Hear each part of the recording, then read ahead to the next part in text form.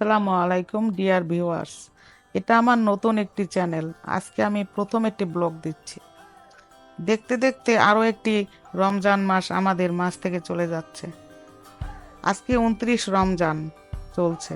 তো চলুন আজকের ভিডিওটি শুরু করি। আমি এখন সবার জন্য শরবত বানাবো। আজকে বানাবো হলো চিড়ার শরবত আর ট্যাং দিয়ে শরবত করব।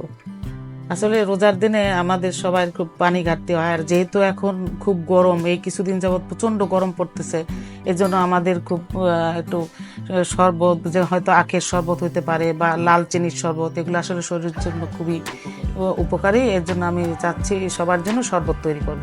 আর হলো এবার আসলে এই তরমুজ নিয়ে তো আপনারা সবাই জানেন, অনেক এই গেছে এই তরমুজ নিয়ে। তো ভাগ্যক্রমে এইটা মানে আমার সৌভাগ্য যে এটা আমারই শ্বশুর বাড়ির, আমাদের নিজেদেরই খেতে উৎপন্ন এবং খুব ভেজাল নির্ভেজাল আপনার ছাড়া তরমুজ, সার যেটা বলে ওইটা ছাড়া খুবই ভালো। আমরা অনেকগুলো তরমুজ এনেছি, আমি সবাইকে নিয়ে খেতে চাইছিলাম, কিন্তু সেটাও আমার সৌভাগ্য, আমার ভাইয়ের বড় সবাই চলে এসেছে। আমরা আজকে সেই আমার নিজের ক্ষেতের তরমুজ দিয়ে আমরা আজকে ইফতারি করব, তাই আমি সুন্দর করে তরমুজগুলো কেটে কেটে গুছিয়ে নিচ্ছি। এখন আমি পেঁয়াজও তৈরি করব। এর জন্য আমি প্রথমে কড়াইতে একটু তেল দিয়ে নিলাম। তেলটা একটু হালকা গরম হলে তারপরে পেঁয়াজগুলো আস্তে আস্তে করে ছেড়ে দিব। এখন আমি ছোট্ট ছোট্ট করে সুন্দর করে পেঁয়াজগুলা সব তেলের ভিতর ছেড়ে দিব। এই পেঁয়াজটা একটু আমরা একটু মসমস করার জন্য আমি একটু হালকা একটু বেকিং পাউডার দিয়ে করে এখন পেঁয়াজগুলো আমি তেলের ভিতরে ছেড়ে দেবো। আস্তে আস্তে ছেড়ে দিচ্ছি পেঁয়াজগুলো। আর এই পেঁয়াজগুলো হালকা তাপে একটু মশমশা করে ভেজে নেব। আমার আবার মশমশে পেঁয়াজ খুব পছন্দ, এর জন্য আমি একটু হালকা করে মশমশ করে ভেজে নেব।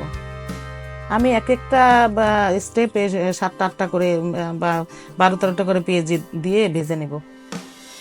এখন আমি কাঠবাদাম ভিজিয়েছিলাম, ওগুলোকে ছিলিয়ে নিচ্ছি। আমি একটু ঈদের জন্য একটু কিছু আগে থেকে গুছিয়ে নিচ্ছি। আবার চিন্তা করলাম যে ফ্রুটস, আসলে রোজার গরমের ভিতর রোজার জন্য একটু ফ্রুটসের আইটেমটা একটু বেশি রাখার জন্য, এর জন্য চাচ্ছি এখন আবার একটা বাঙ্গি কেটে নিচ্ছি। এটা অবশ্য আমার খেতে না, এটা বাজার থেকেই কেনা। আমি ছোট ছোট করে বাঙ্গিগুলো কেটে নিচ্ছি।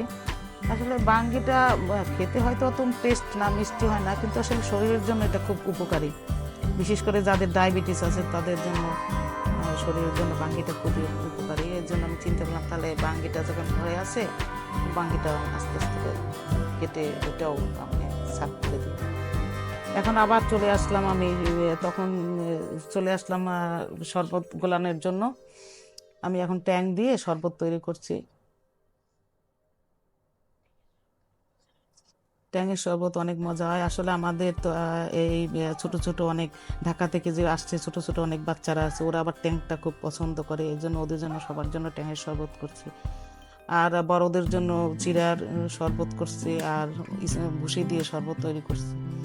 আমার আমার এখন আমার তো সব কিছু ভাজা হয়ে গেছে। আমি এখন সব কিছু সব প্লেটগুলো সাজিয়ে নিয়েছি আগে। এখন আস্তে আস্তে করে সব প্লেটের ভিতরে আমি ছোলা, বেগুনি, পেঁয়াজ এগুলো আস্তে আস্তে করে আমি দিচ্ছি। ছোলাটা আসলে সারাদিন আমরা রোজা রাখার পর ছোলার একটু প্রোটিন বেশি আছে, এই জন্য ছোলাটা আসলে একটু দরকার খাওয়ার। আবার অতিরিক্ত খেলে অনেকের এই গরমে আবার অনেক সময় দেখা যায় পেট ব্যথা করে, এই জন্য সবাই বুঝে সুঝে খাবেন। আর ওই অল্প অল্প করে পেঁয়াজও, 1-2টো করে পেঁয়াজও ভাজা পড়া আসলে শরীরের জন্য খুবই খারাপ। তারপরও কেন জানি সারাদিন রোজা রাখার পর মনে হয় একটু ভাজা পড়া, একটু ঝাল আইটেম খেতে ইচ্ছে করে সবারই। এই জন্য অনিচ্ছা থাকা সত্ত্বেও একটু একটু করে ভাজি। আসলে এটা ছাড়া ইফতারিটা কেন জানি মনে হয় কি পূর্ণতা পায় না। আমাদের সবার আবার একটু ছোলার উপরে কাঁচা পেঁয়াজ, একটু শশা কুচানো, এগুলো আবার আমাদের সবার খুব পছন্দ। এই জন্য আমি আবার সবাইকে আমাদের কেউ আবার একটু কুচি শশা খেতে চায়, কেউ আবার রাস্তায়, জন্য আমি আবার একটু কুচি দিলাম দিলাম। এখন আবার সব বাঙ্গি দিয়ে দিচ্ছি, সবার প্লেটে একটা দুটো করে বাঙ্গি দিয়ে দিচ্ছি। আর মোটামুটি এই ইফতারি গুছানো হয়ে গেছে। আমি প্লেটগুলি সব আস্তে আস্তে যার যার আর চেয়ারের সামনে দিয়ে দিলাম। কিন্তু আসলে এখানে সব না, আমাদের ছোট ছোট আমাদের যে সদস্য আছে তাদের আমি আলাদা একটা রুমে ওদের সব ছোট সদস্যগুলোর জন্য ইফতারি দিয়ে আসছি। আর এখানে সব আমরা বড় যারা আছি তারা সবাই এখানে বসে আমরা ইফতারি খাবো সবাই একত্রে বসে। এখন আসলে এটা আমি প্রথম শুরু করেছি, আপনারা আমার জন্য দোয়া করবেন, আমি যেন ভবিষ্যতে আরও সুন্দরভাবে আরও আস্তে আস্তে অনেক ভালো ভালো ভিডিও আপনাদের দিতে পারে। এই জন্য আপনারা আমার জন্য দোয়া করবেন। আর আপনাদের সবাইকে আল্লাহ যদি চায় ঈদের সবাইকে অগ্রিম ঈদ মোবারক। আল্লাহ হাফেজ।